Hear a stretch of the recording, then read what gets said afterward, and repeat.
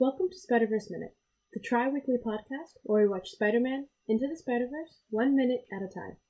I'm Caroline Slater. And I'm her brother Sean.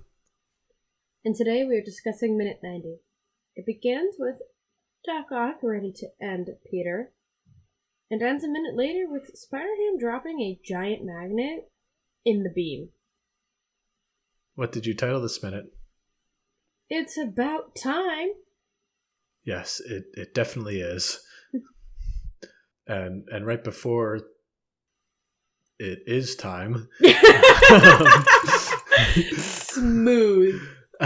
Flawless perfection.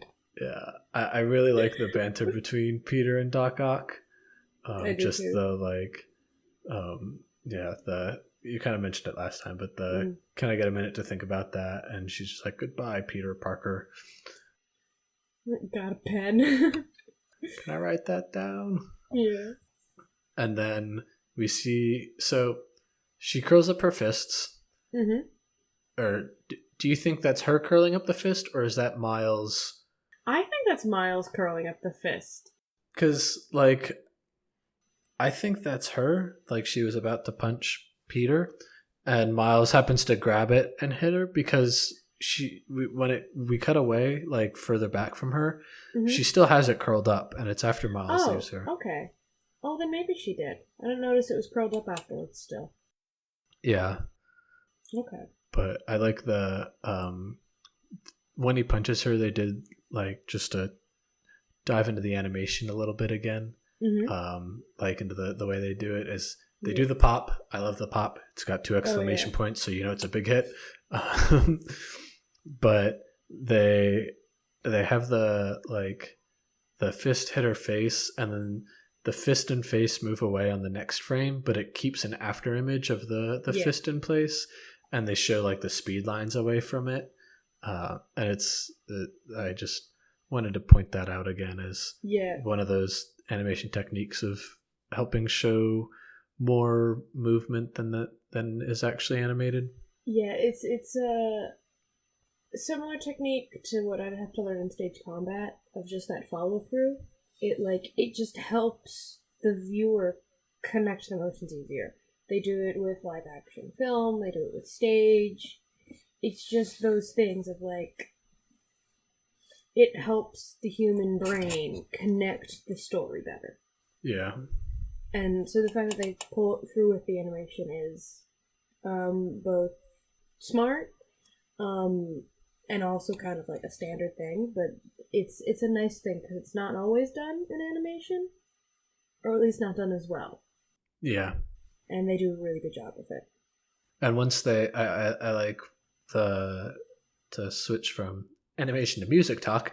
I like how once Miles punches her, that's when the music switches from the villain's theme and motifs to the heroes motifs and theme playing.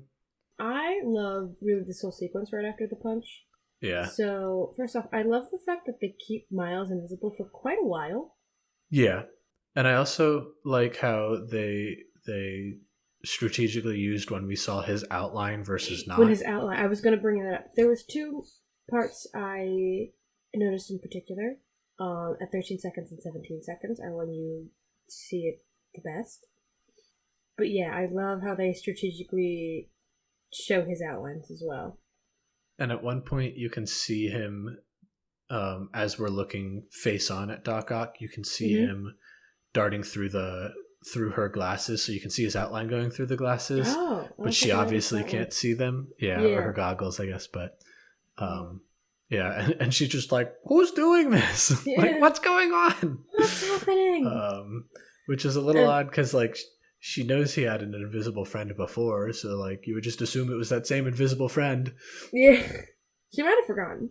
Maybe she did see him visible. Yeah. I love when we get the webs coming into visual, and then Miles starts swinging towards the screen, and that's when he becomes visible, and then there's just this flash change of background. Yeah, we got another of those cool wallpaper moments. And I love the 2 different reactions. Peter is Miles? And Liv just goes, Spider-Man? And gets a hit before she can really... It's like, yeah, Spider-Man. Yeah, and after he hits her, though, he really... Well, actually, right before this, like, Miles is moving around a lot. Because he goes from, like, punching her to over near where, like, Gwen is, and then back to using the, to do that rocket, like, or to propel himself. He's with a the speedy dual and webs. agile boy. Yeah.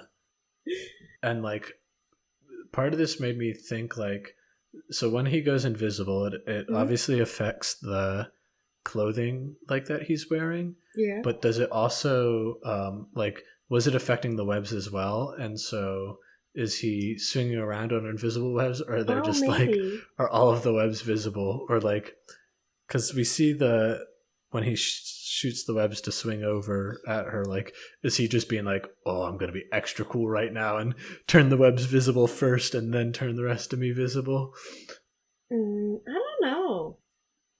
Because part of me thought that potentially to help explain the like how he was able to move around so quickly was he actually didn't grab Doc's hand to cause her to punch herself, but actually used a web and, like, pulled on it, and that caused that to happen, maybe. Okay. But it doesn't really, like, it shows the arm getting, like, constricted, and so it doesn't really work out that way. Yeah. I think he's just kind of, like, springing as fast as he can and really not staying on one spot for too long. It's almost kind of like how he'd be during the city sequence where he was kind of hopping back and forth between the two buildings to get up higher. Yeah. I almost feel like he might be doing something kind of like that right now. Yeah. And then he shoots the webs, and because I don't think he's trying to. Well, he's got it there. There's not really much for him to, like, hop between in, like, the verticals or the the vertical space. It's all just the ceiling essentially that he has to attach to. Yeah, I don't really know. It would have been cool though if he had done the whole fight invisible. That would have been amazing. And we just see, like, him darting around, and you just see the, like, you know, people getting knocked off, just, like, randomly flying off the catwalk and everything.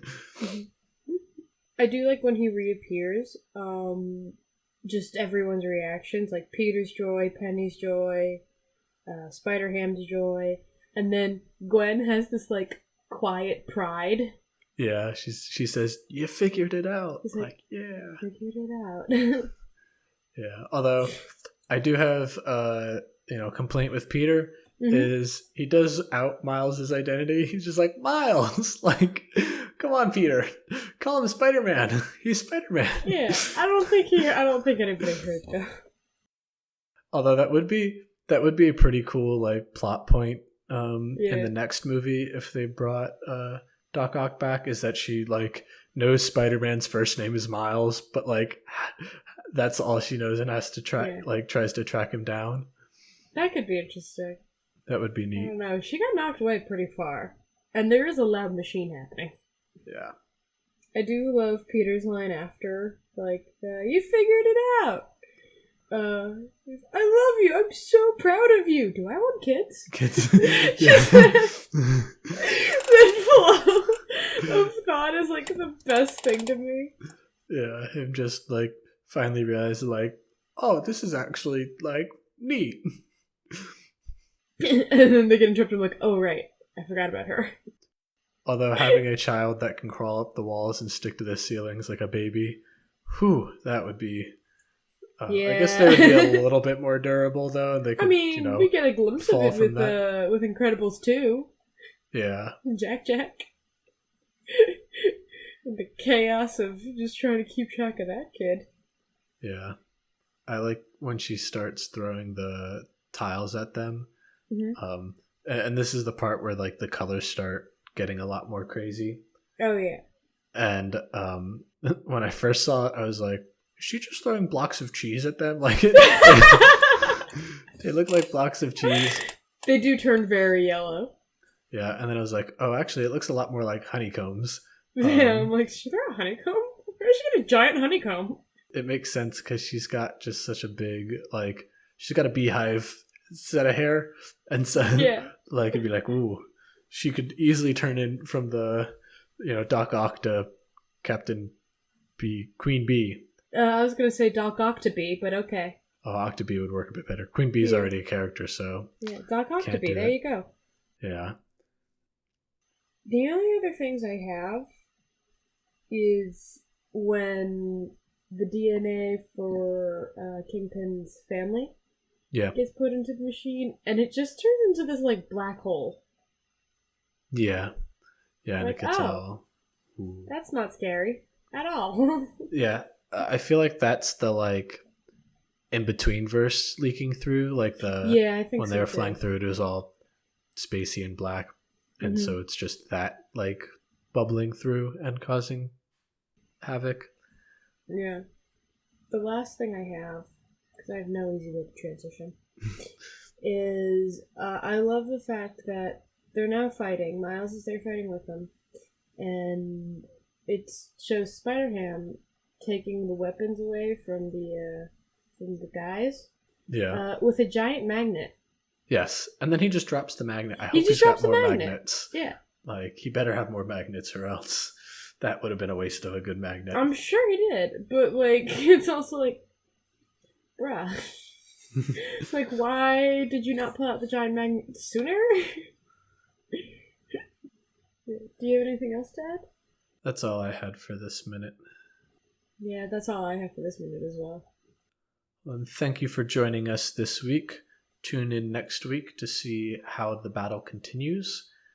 If you want to reach out to us, you can find us on Twitter at SpiderVerseMin, M-I-N, or you can reach us on Facebook, Instagram, or YouTube at Spider-Verse Minute.